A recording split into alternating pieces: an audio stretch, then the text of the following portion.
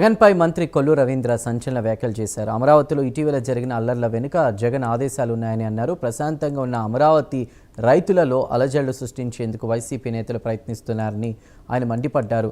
ఇక అమరావతి పరిరక్షణ కమిటీ పేరుతో వైఎస్ఆర్ కాంగ్రెస్ పార్టీ కొత్త డ్రామాకు తెరలేపిందని మంత్రి కొల్లు రవీంద్ర విమర్శించారు.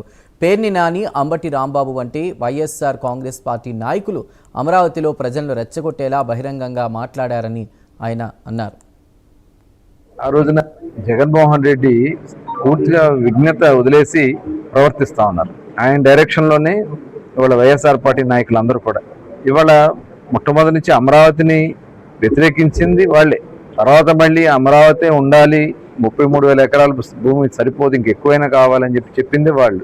తర్వాత మళ్ళీ మేమే ఇక్కడ ఇల్లు కూడా కట్టుకున్నామని చెప్పింది మరి వైఎస్ఆర్ పార్టీ నాయకులు. మళ్ళీ ఇవాళ చూసాం, ఆ రోజున ప్రభుత్వం అధికారంలోకి వచ్చిన తర్వాత 3 రాజధానులు అని చెప్పి అక్కడ ఆడబిడ్డలందరినీ కూడా ఏ రకంగా ఇబ్బంది పెట్టారో చూసాం. సిఆర్డీఏని రద్దు చేసింది జగన్మోహన్ రెడ్డి అధికారంలోకి వచ్చాక. 3 రాజధానులు బిల్లు పెట్టింది జగన్మోహన్ రెడ్డి అధికారంలోకి వచ్చినాక. రాజధాని రైతుల్ని మరి రక్తాల కార్యలాగా ఆడబిడ్డలను కొట్టింది జగన్మోహన్ రెడ్డి ప్రభుత్వంలోనే.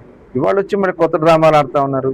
ఇవాళ సిఆర్డీఏ పరిరక్షణ సమితి, అసలు సిఆర్డీఏనే వద్దని చెప్పి రద్దు చేసిన వ్యక్తికి సిఆర్డీఏ పరిరక్షణ అని చెప్పి మాట్లాడుతూ ఉన్నారంటే ఇంకెంతకంటే సిగ్గుచేటు ఇంకెప్పుడు.